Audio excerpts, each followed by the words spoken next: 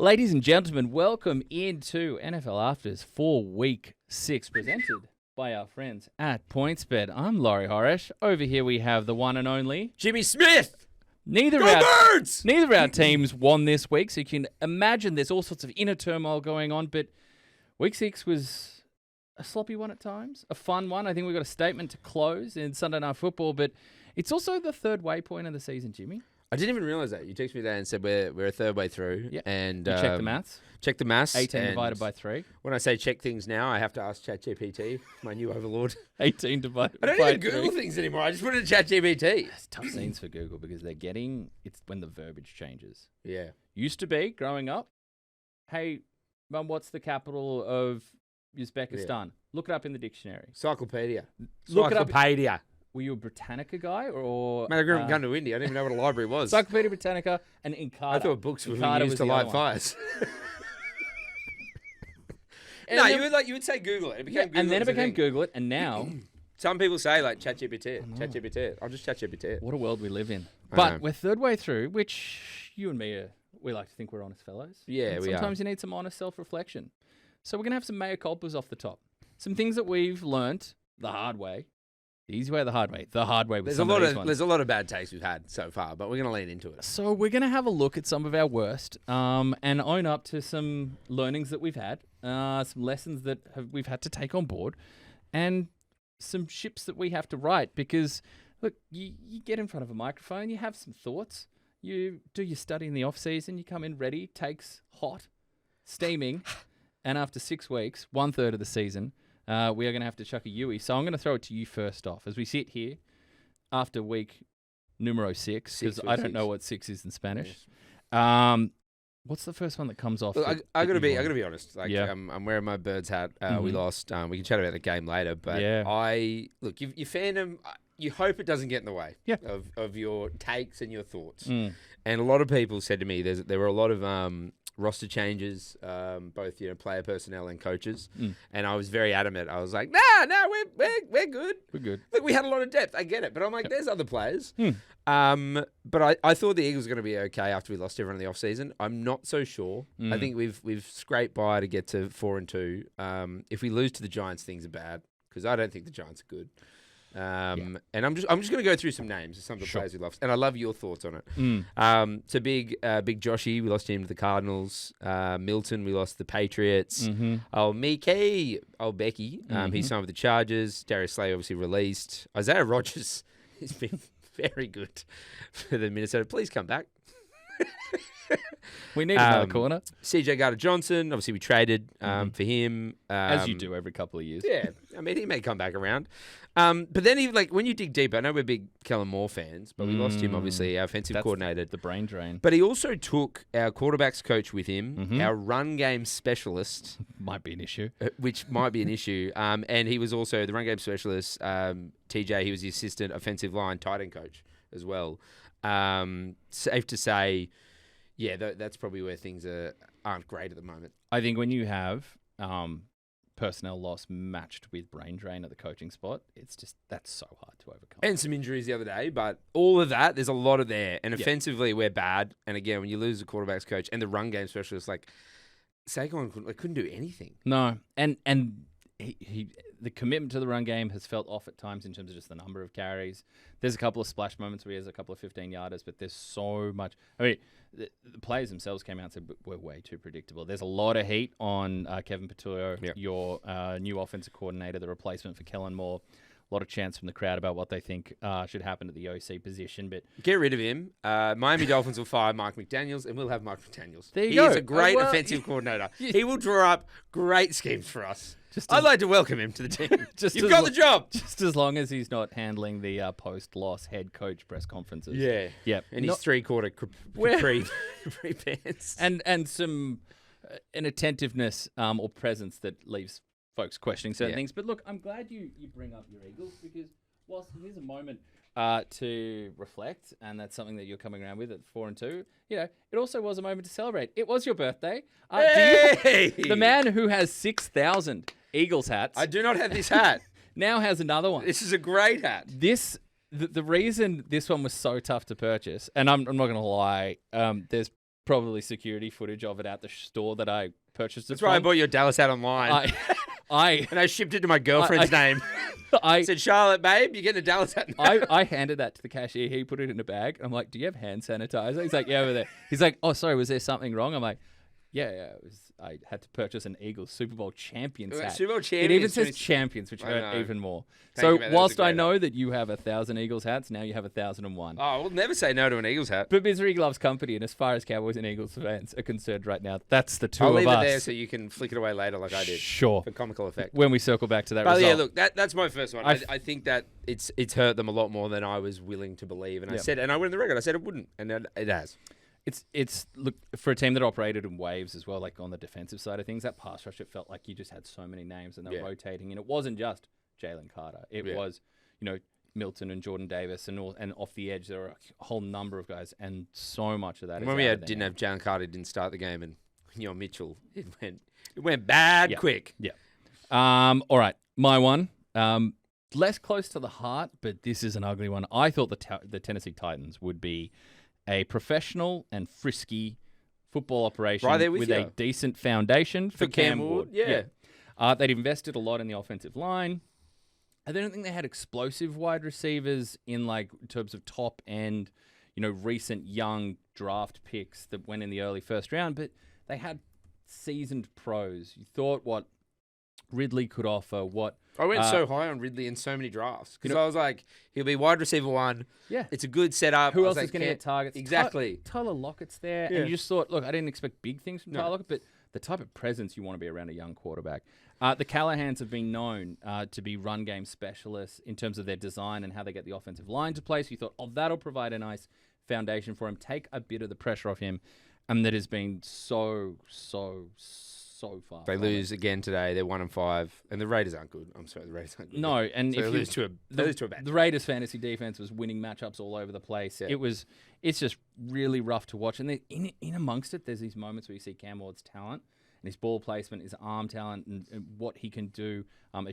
Literally every blade of grass on the field, but everything around that is so tough to watch. There's been the catch rule confusion that the coaching staff had. There's been game management. We've had Titans fans in our mentions and sending us comments and voice notes throughout the season. They're so upset, so pissed off. And yeah, this is one where I thought, this could be like a nice, solid base. Maybe they get a nice 7-win season in his rookie year. Nice little 7-10 respectability and build for the future. I don't know that if they continue this for the next 2 seasons, would they get to 7 wins? I know you love comparisons to the NRL, and if we can bring it back to Australian sports at any time, so I'll do that for you now. That's exactly what I signed up for. Because the sport is growing, right? And I love NFL's growing. And I love that people are jumping on teams now. They haven't had teams, and they're figuring out, how do I pick my team from here? And a friend of mine, he lives on the Gold Coast. His name's Timmy. Shout out Tim. He's a Gold Coast Titans fan. And so he went, if I'm going to be a Titans fan, I'll be a Titans fan. So he picks the Titans. And he messaged me, and he's like, I have 2 teams that suck now. And in the offseason, I was like, yeah, I think they'll be okay. Cam Ward's pretty good. He's like, you promised me something. So sorry to Tim. Yeah, that does remind me of at a previous work stop in my illustrious sports media career. There was I'm not going to name any names here, but there was a story being put together on the Gold Coast Titans and their embattled head coach at the time. And someone doing the research perhaps wasn't rugby league fluent, wasn't their first. Everyone has their strengths. Wasn't their first sport, strength. But we did see published on whatever platform that was, Gold Coast Titans head coach Ken Wisenhunt. Wow. Look, he's a big fan of short side plays off the base of scrum. That's what I know. All right. A lot of screen passes. Just some really unusual delivery from the base of the ruck there. All right, we've shared a few of these. I'm with you on the Titans one as well. I think you're with me on this. Different reasons, though. I thought the Colts were going to be bad. Yep. Stike Daddy, I'm a fan of. I think he was our best offensive coordinator when it came to Jalen. I think he got the most out of Jalen Hurts. So I was a fan. I wanted him to succeed. Yep. I did see a lot of people say he might be the first coach to be fired. Yeah. But I did think the cattle wasn't there necessarily for the Colts. No. So I didn't think they were going to be good.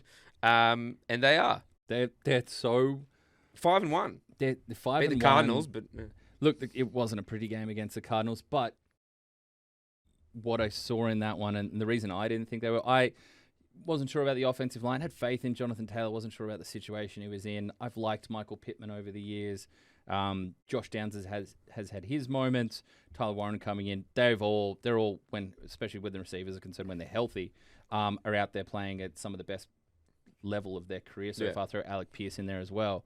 But like today, one of the takeaways, mine was I didn't think Daniel Jones was the guy. No, I didn't. And that's why I didn't think the Colts would be at this level.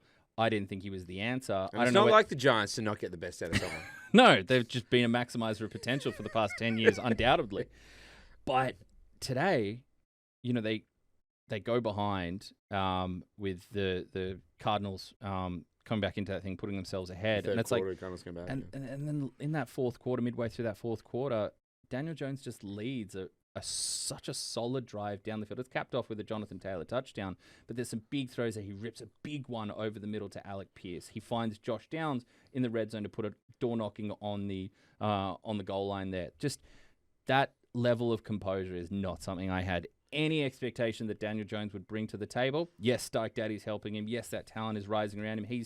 He's also making correct decisions. The offensive line is playing better football, but that composure, that operation that we're getting from that spot, didn't expect it. So I'm with you there. That's one that, for slightly different reasons, but related ones, we're both wrong on the Colts. That's a Mea Culpa that we both shared. The last one for me, and this is rough because this is the winless wonders right now. This is a team that put up, as the stat that is out there that everybody would have seen, -10 net passing yards on the day for the New York Jets, the lowest for the franchise in its history, and the lowest. And the Jets haven't exactly had a glorious quarterback history in the last 4 decades plus.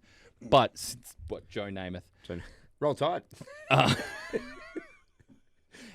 But the lowest net passing total by any team in 27 years. Justin Fields completed 9 passes and was sacked 9 times. It was just awful to watch.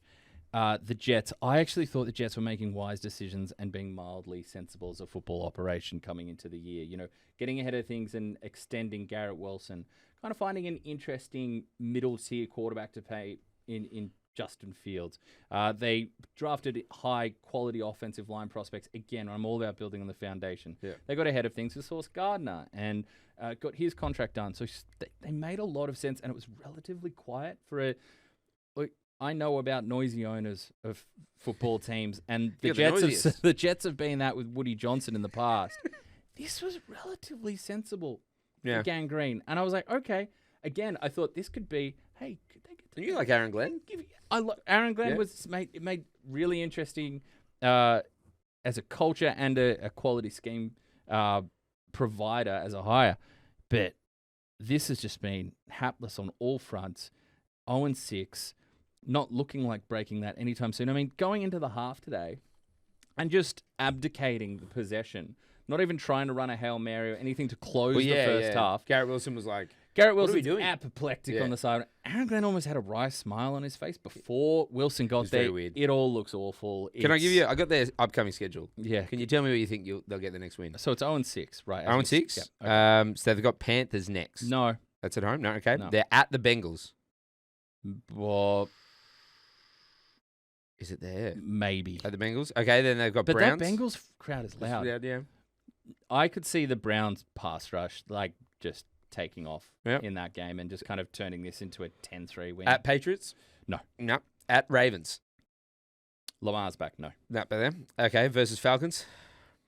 No. I think that's exactly the type of game the Falcons would win by 16 points and people are like, ooh, Falcons. Dolphins versus Dolphins. That's at home. Not the Dolphins we've seen in the last couple of weeks. But that's frisky. A lot. That's 1, 2, 3, 4, 5, 6, 7 weeks away. They could have a different head coach. Could be totally different there. Absolutely. At Jags? No. At Saints? No. The Saints are the opposite of this. They look good. I mean, they're losing, but they're Patriots again? They're frisky and they're competitive. They're not beating the Patriots. And then Bills. Unless the Bills have secured up the 1 seed, the 2 seed, and the 3 seed, and they combining it into a hyper super seed. So the one you were most frisky on, I love the word frisky, is the Bengals, and that is not this coming week, but the week after. Yeah. But other than that, they could literally lose every game. Other than Bills again, if Bills decide to rest players. So, look, that's one that I'm just going to have to wear. I wasn't picking them to make a Super Bowl run or even a playoff run, but I thought, hey, we're going to get something for Jets fans not to hang their heads about. We don't need to get the paper bags out. They don't have to walk into work, they do.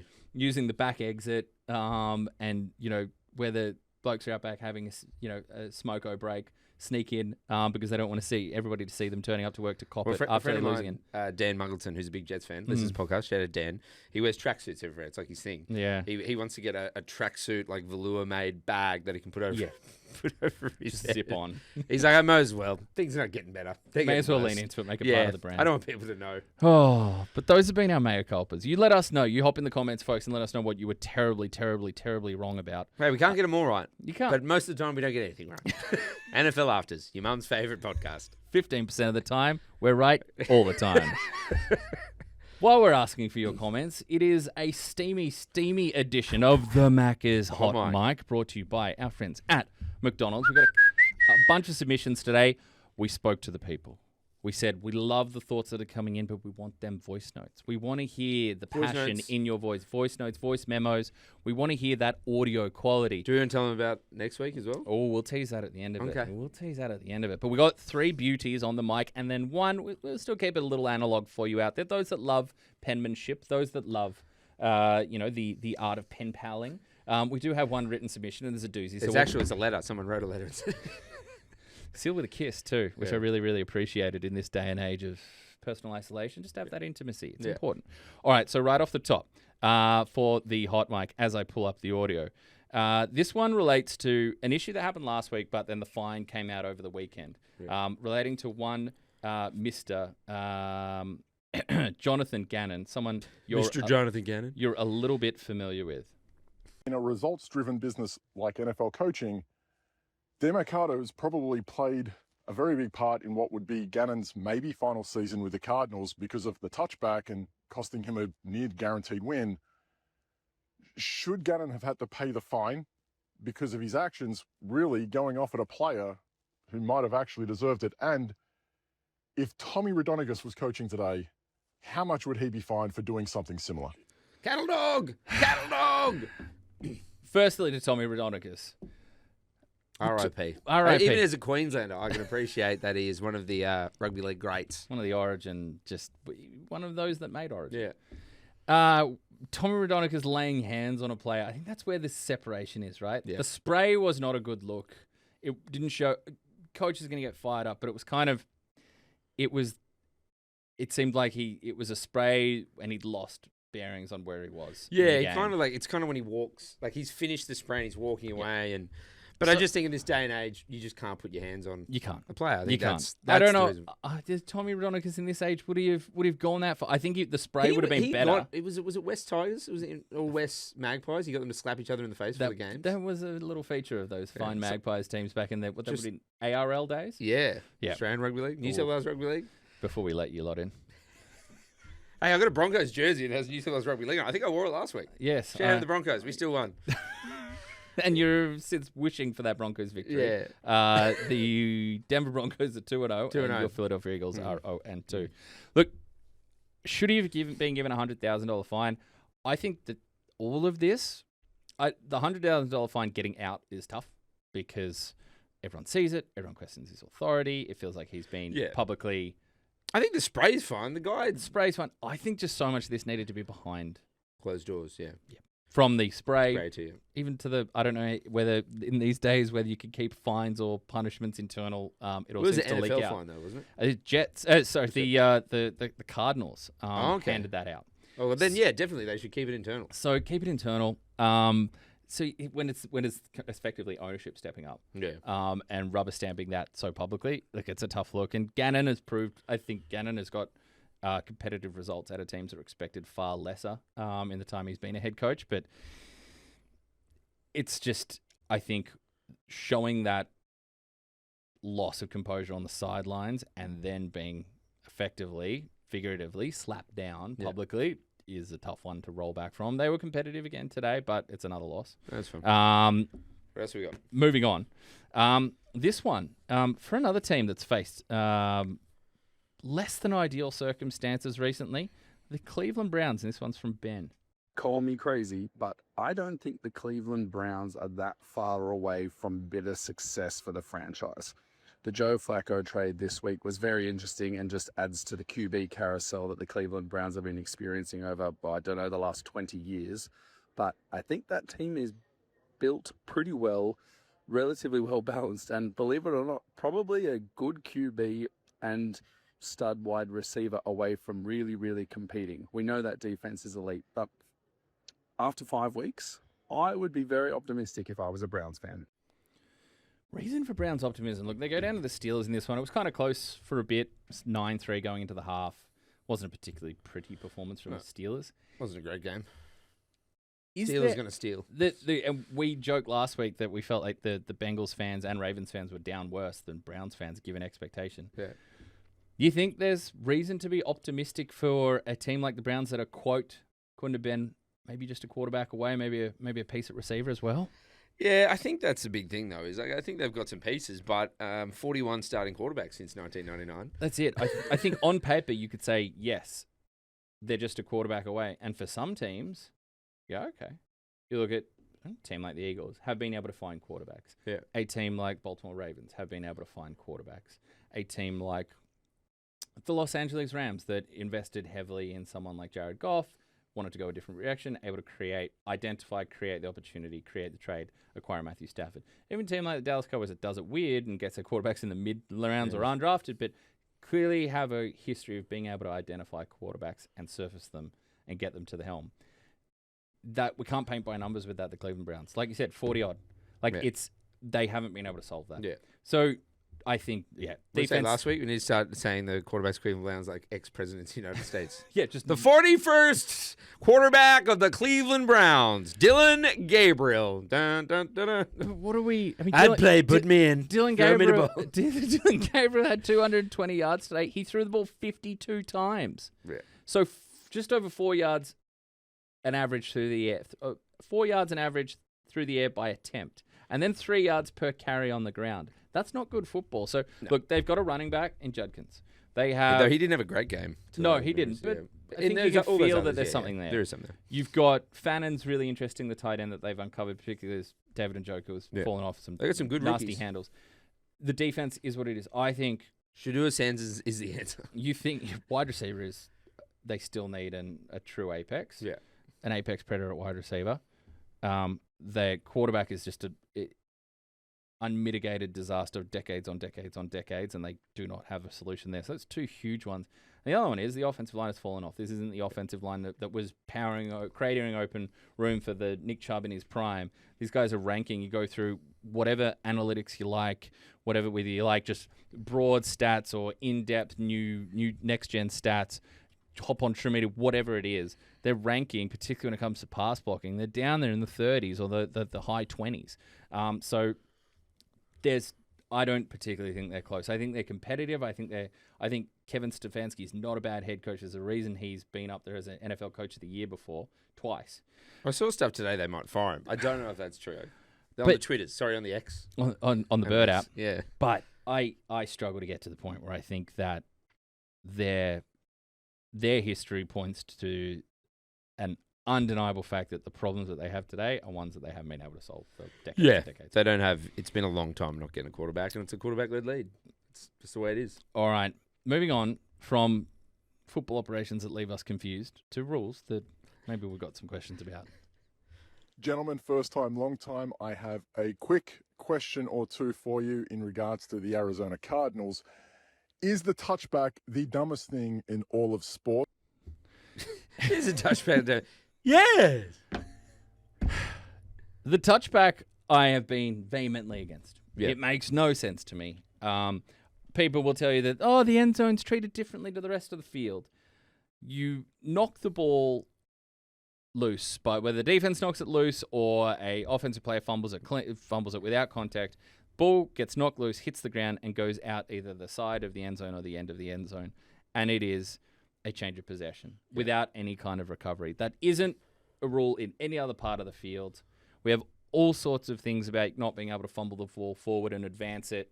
If you're the offense, you don't get the yardage. You just can retain possession if you get on hold of it, especially on big downs and all that kind of stuff, where I think it's the fumble Rooski back in the day that caused all sorts of controversy around that.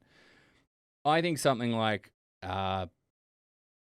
fumble out the back of the end zone or the side of the end zone, whatever it is, loss of down. So if it was fourth down, so be it. It's a loss of possession, but otherwise loss of down and I like a 15-yard penalty from the previous spot. So you're still punishing people. You're still making scoring very unlikely. But this idea that ball hits the ground, it's never cleanly recovered, and therefore we're going to give the ball to the other team is overly punitive. And I think it creates some sort of... It's only defended by some sort of mythical idea that the red zone has to be ruled very, very differently to the rest of the field, which in so many ways and in so many cases is just not the fact. Yeah, it's definitely hard because like there's also those elements of sport which I love, like in any sport where like you want to be a purist and rules are there to sort of be there. Sure. But sometimes things are going to evolve and change, and I think a big thing is that that with people who want to get into the sport see this rule or see it happen live, and they're like, what? So it's now over the opposition have it back here, and So I think to your point, yes, it would probably be better just to be punished. Yeah, you lose it down. I don't know, penalty like kicking back a few yards. Yeah, kicking back a few yards. Make it hard. Make it punitive because we know that like if you're 3rd and 20 or 3rd and goal from the 20, the likelihood of you scoring is very, very low. But handing the ball over clean possession, too much for me. All right, the last one we have here, and this was the write-in. It's not even an it's just a straight up heat-seeking take. When it comes to Baker Mayfield, he of victory over the San Francisco 49ers today, he of a litany of injuries at the wide receiver spot, at the running back spot. Amika Begbu did his hamstring. Add it to the list with Chris Godwin and Mike Evans, Jalen McMillan. Okay, Baker is the Shane Falco of football. All heart, pain heals, chicks dig scars, glory lasts forever. One, do we agree that Baker Mayfield is the appropriate Shane Falco, he of replacements fame, of the NFL? Does that fit? And what other great fictional movie TV quarterbacks can we think of that have a modern day parallel? Well, we did have a little chat at the top. We had a little list. I will say, yeah, I can get it. Especially like the replacement thing's fun as well, just because they just keep losing people. Yeah. So I think that, it was Johnson & Johnson out there on at the wide receiver I court. saw them painting someone's hands. I don't know. It was Keyshawn Johnson. Yeah, I think that's fair. And I'm a big Keanu Reeves guy. And it pains me. Moxie, because obviously the Buccaneers have had it over us, even though we beat them this year. But I do like Baker. Baker, 3rd and 14 today, picks it up with his legs, gets up after the big extension of the ball, little flex, shoulder bumps the defensive back, and then gets on the next down and zings one from 50-odd, straight into the hands of insert Johnson. He's the third favourite. Slings one all the way. He's third on a lot of MVP betting. He absolutely has to. It's only Patty Mahomes who, again, balled out, and Josh Allen. Yeah, at the top. And those guys have the MVP pedigree. Yeah. So I understand why they're up there, but Baker's got just as good a case as anybody. And they're a lot of fun, and like we know, these awards are a little narrative-y. They are. And what narrative? And Josh just got it, so why not give it to someone else? All right. So we like Baker as Shane Falco. One that comes to mind for me would be Sunshine from Remember the Titans. It's not just the long blonde hair that gets him Trevor Lawrence. For those that remember, Sunshine had a little issue with the 3-yard pitch. He could sling that thing all over the park. He could throw it a mile. But as the fine coaching staff told him, none of that matters if you can't make a 3-yard pitch. And for Trevor Lawrence, it has been like the short yardage stuff, the red zone stuff that for so long has been the bane of that Jaguars' existence, his existence, anyone that was overly invested in them, whether it was just stock in Trevor Lawrence, belief in the Jaguars, fantasy football decisions. They had been so inefficient there. Now, against the Chiefs, they turned that around. Then again, today, they have a very frustrating day. Absolutely nothing on the ground for them. A decent day for Brian Thomas Jr. For the Jags. But for me, Sunshine and Trevor Lawrence match up very, very nicely. And hopefully there's a little turnaround. And he can handle, with more consistently, the short yardage part of the game that's eluded him so far. Well, and again, we did have a little chat, but I'll pick Rev up then, the other quarterback from Rev the Titans. And it has to be Jalen. Has to be our boy Jalen Hurts. Can do it with his legs, and is a great man of faith and loves a quote. Yeah, he certainly does. So I've come up with a little game here. And you've got something for me here. So I've got quotes here. It's either a Jalen Hurts quote or a Rev quote. Okay. All right, here we go. Of course, sorry, before we even go, Remember the Titans, which you can stream now on Disney+. Great movie. Okay. The all-time rainy day special at school. Yes, and it was wheeled out. Connected to a VCR. Absolutely. Kids these days wouldn't even know what that is. Laurie, this was your idea. Kill the lights. All right. Okay. No science today. Is this quote from Jalen Hurts or from Rev from Remember the Titans? Hit me. I know everything will unfold accordingly to God's timing. Is that Rev? Is that Jalen? Give me Jalen. It is Jalen. Nailed it. It's Jalen Hurts. All right. Next. Okay. All right. Next quote. Jalen or Rev? Either you gone pray or you gone worry. You can't do both. Either you gone pray or you gone worry, but you can't do both. Give me Rev. That's Jalen again. Okay. If we, I don't scratch my head unless it itches, and I don't dance unless I hear some music. That is Rev. That's Rev. That's Yeah, Rev. That's Rev. That's Rev. The last one got me there. Yeah, that's what got you. Do you want one more? Or you done? No, I want one more. Okay. I'm two for three right now. 2 for 3. 3 for 4 makes me feel solid and proud of myself. Nothing that I've accomplished in the past will get me what Jalen Hurts. Yeah. Yep. I don't even think you said that once. I think you said that like 3 times. Yeah. Yep. Okay, good to know. The other one that we had in here that really jumped out, we want to know, okay, send them in. We want to know the best fictional, whether it's TV, movie, quarterbacks, and their modern day comparisons. I had some thoughts about Matt Saracen, and maybe could it be a Brock Purdy? Could it be a quarterback that was starting, then got benched, that had to come in and had a little bit of very recent success as of today? Bryce Young. But the one that stands out to me, Nelson Muntz, Josh Allen. Yeah. Just a one-man wrecking machine. Yeah. Not a whole lot of storied and much hyped talent at the skill positions around him. Yeah. And Wyoming to the NFL. Yeah, questionable background. Didn't have the flashy pedigree that some of these other quarterbacks gets the job done. But can do it with his legs. Can sling the thing. Can throw and catch it himself. Yeah. Has done, will do in the future. So Muntz as Josh Allen. All right. Before we do get out of here, just a little prompt. All right. We're having a lot of fun with the Macca's Hot Mic. Next week, we have a Frank's Hot Sauce X Macca's crossover edition. Macca's. I'm excited for that. It's time. Yeah. So what we're going to say to you out there, our loving viewers, our family, is that the spicier, the hotter, the takes, the voice memos that you send in for the hot mic, the more Frank's hot sauce we will put on our nuggets before eating them. So that is what we're throwing out there for you. We want the spice. We want the heat. 4-alarm, 5-alarm. Send them in. Send us your best football takes. 4-alarm chili. Life takes. Early morning breakfast routine when you're watching Red Zone takes. Whatever it may be. But we want those takes. You lift the heat and we'll pour more hot sauce on. Hotter the take, hotter the sauce. Can't wait for that one. Okay, I'm looking forward. We may have to do that at the end of the podcast because I think it would be better at the top, and then we just let pain ensue. I did it once in a radio show. We got to taste the world's hottest chili, but it's artificially created. There's like a chili wars over in like the US and Mexico, and it's very interesting. But they artificially make it, right? So they can't be actually classified as world's hottest chili. Yeah, because they're made with chemicals. Yeah. We had it in a radio show. We had to both leave during the show. Yep. It was that bad.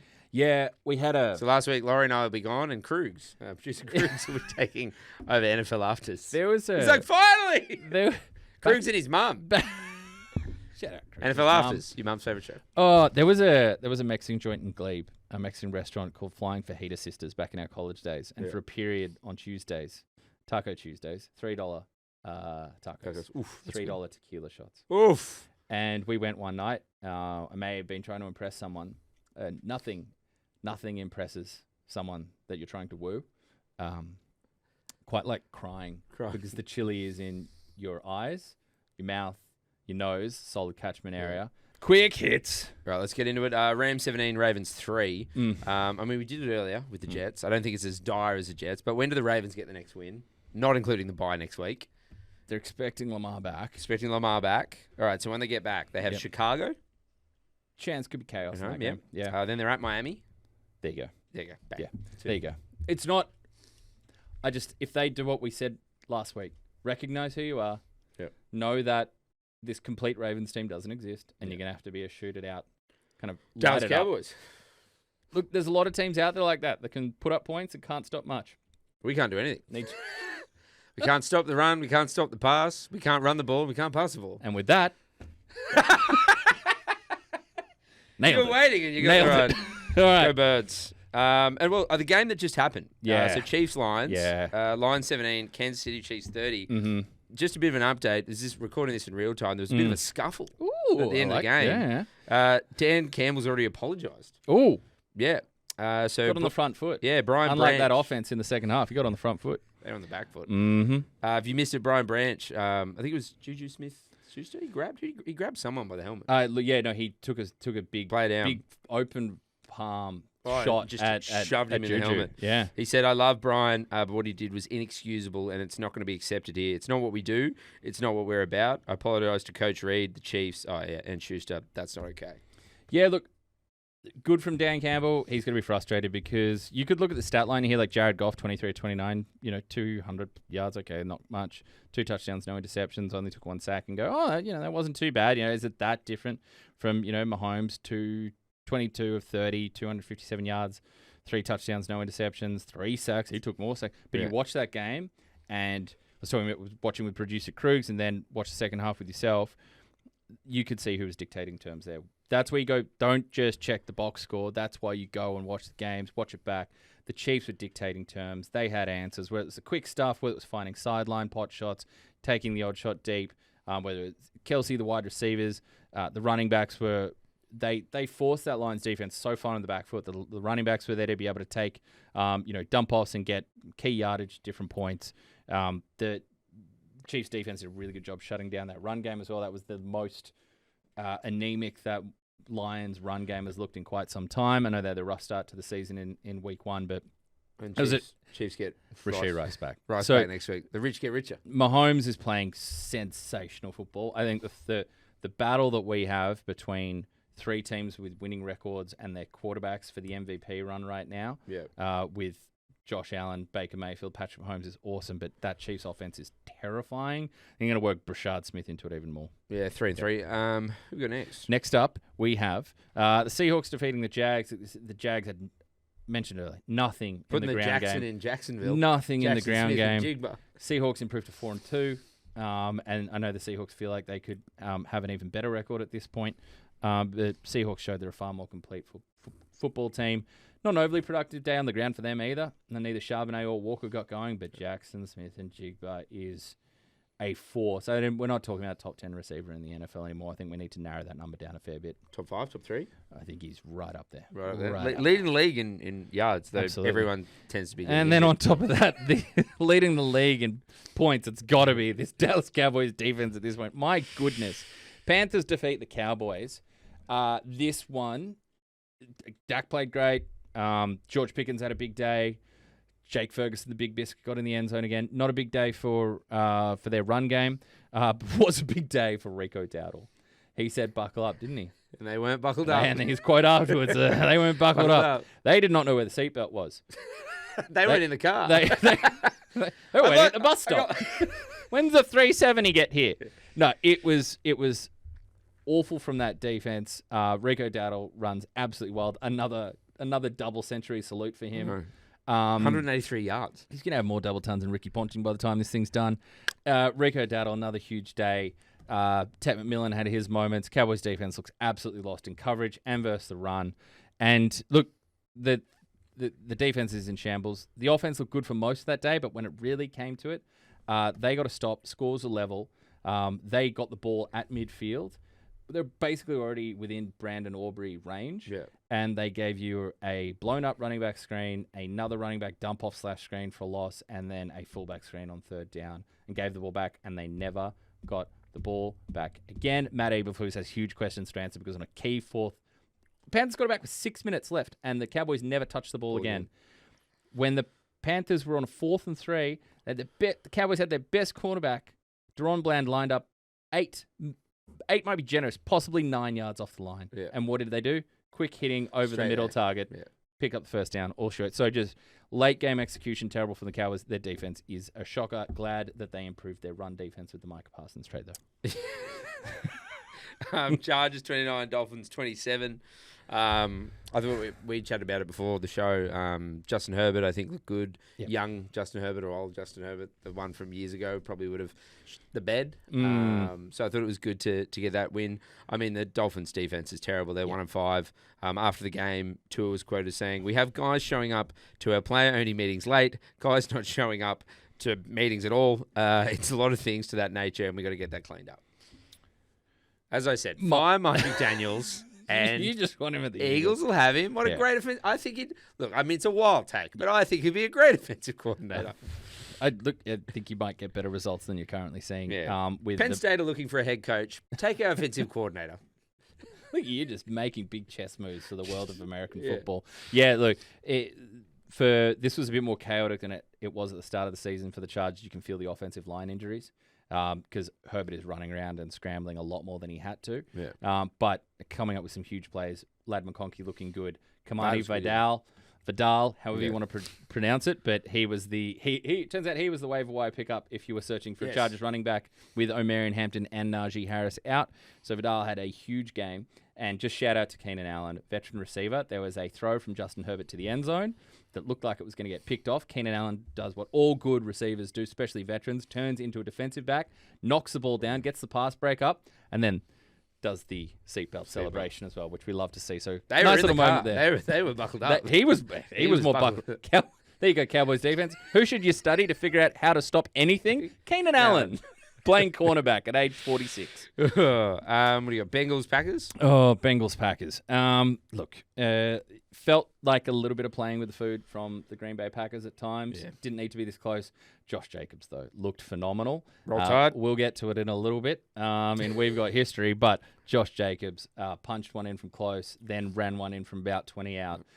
He really set a nice tone there. Jordan Love had some nice moments on the ground as well. But, yeah, it felt like they allowed the Joe Flacco Bengals to hang out a little longer than needed.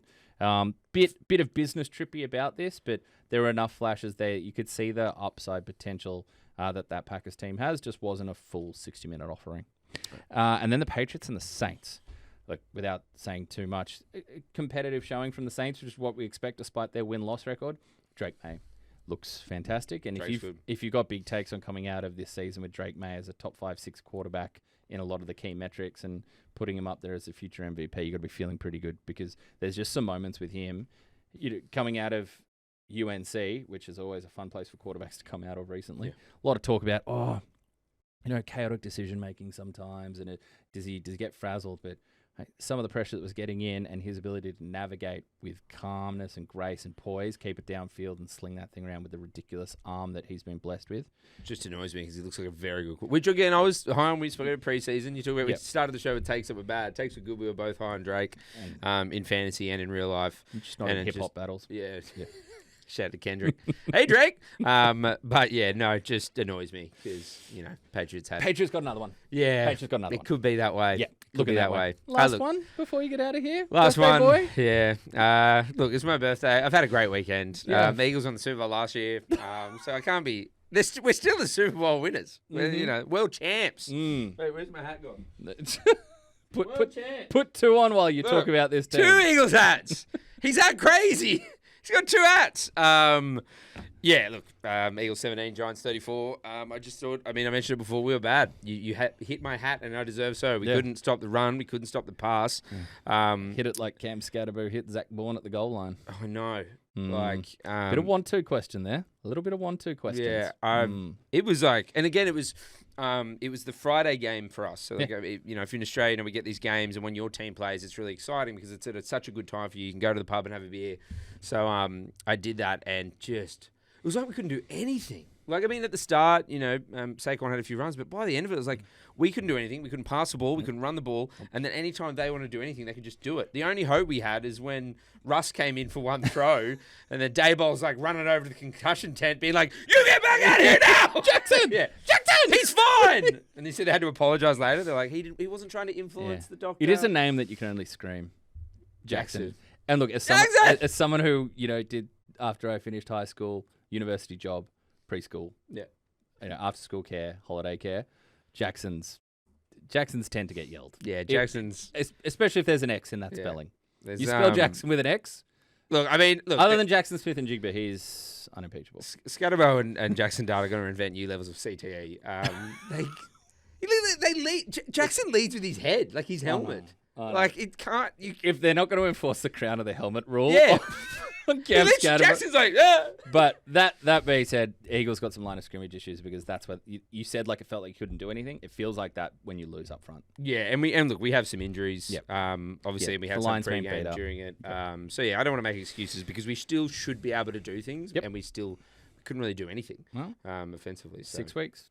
Time to buckle up against Hey, we're still 4-2. So buckle up. Apparently, that's what teams need to do. Yeah. All right, that's been some quick hits. Now, let's. Much like we'd like to put the results, perhaps, of this week in the rearview mirror, time for We Got History, brought to you by our dear friends at StatMate. Ledger reads, LH, that's me, 1, JS, Jimmy Smith, 0, after Saquon did not salute for you, but the inevitable one, Josh Jacobs, did for me. Hey, look, gamble responsibly, because I put money on that myself, and even I just put it like, bet on the Eagles to win. Just that couldn't even get up. Add pocket insult to injury there. Yeah. All right, so a couple of insights here from our friends at StatMate. Which one are you leaning on to get off the schneid and on the ledger? Let me go head to head. I need to get one on the board. I'm going to go Jackson, Smith, and Jigba. Yeah. No one's hotter right now. As I mentioned earlier, he's leading the league in yards. He's had 696 of those yards. We're only in week 6. I know, 95 plus in 5 or 6 of the games this season. I mean, if the Seahawks threw to him more like you threw to Pickens today, I mean, he could do some real damage. We talk about with young players that progress isn't linear. Yes, correct. It can have ups and downs. His sure feel pretty bloody linear, and that it's pointing really, really high because that it's just the deep shots. His work to the sideline, his work over the middle, every level of he kind of got tagged as, ironically, his current teammate as kind of a Cooper Kupp-ish player, but he's showing even more explosion than Cooper Kupp did in his prime. But look, for the Seahawks, up again next week, up against the Texans. That's him. If kind of Derek Stingley's the one out there following him, that'll be a fun one. But look, we use the word inevitable and undeniable about someone like Josh Jacobs. Oh yeah, and the Jackson Smith and Jigba feels like that right now. Hot hand. I'll go with that. Absolutely. All right, for me, we talked about him before. Moxie, confidence, Shane Falco, Baker Mayfield. Thrown for 2. The replaceables. And the replacements, because that's what he's got going on at wide receiver call right now. But he's thrown 2 or more passing touchdowns in 9 of his last 10 games and 5 or 6 this season. 9 of his last 10, that's 90%. Like I said, Johnson & Johnson, Godwin, Evans, McMillan, Abuka, Abubu. Yeah. Hey, Boo-boo. Amika Ebuka. Hey, Amika Ebuka. Hey, boo-boo. Hey, boo-boo. Better than the average Ohio State receiver. So I'm backing Baker Mayfield to keep that one going.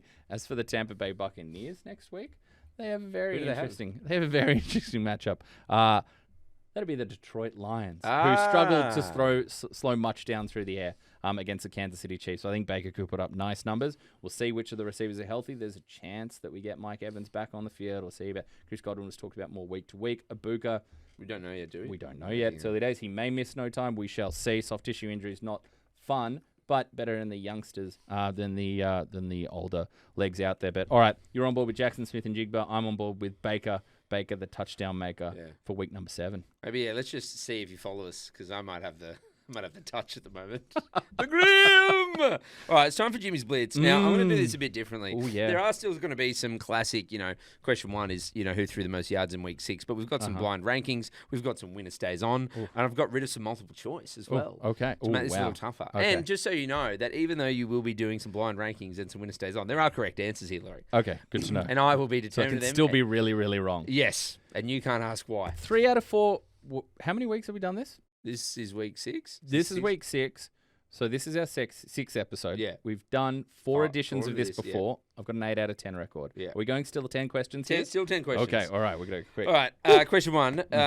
Who threw for the most yards in week 6 from these guys? Was it Jalen Hurts, Drake May, Dak Prescott, or Justin Herbert? Oh. Drake May? It's Jalen Hurts, baby. Oh, my God. 283 yards. Wow. Yeah. Tough start. All right, who rushed for the most yards in week 6? Was it Joshy Jacobs, your boy? Roll Tide. Was it Josh Taylor, Breece Hall, or Cam Scatterbo? The Scatterbros. Breece Hall, Jonathan Taylor, Cam Scatterbo. or Josh Jacobs. Josh Jacobs. Josh Jacobs, Josh Taylor, Breece Hall, Cam, Scatterbo. God, you're going to make me say Cam Scatterbo, aren't you? Well, is it? It may not be.